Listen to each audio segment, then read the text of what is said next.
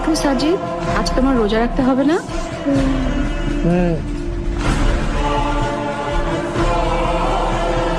জলদি করো বাবা, সেহরি না করলে সারাদিন রোজা রাখবে কি করে? রোজা? আরে সাজিদ, তোমার সেহরি।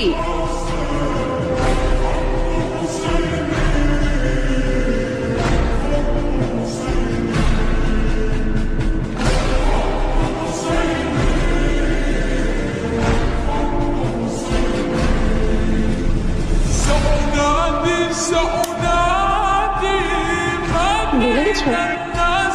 সাজিদ, জলদি করো, সেহরির সময় হয়ে গেছে। এখন সেহরি না করলে সারাদিন রোজা রাখবে কি করে? কাঁদছো কেন? এটাও এনেছি তো।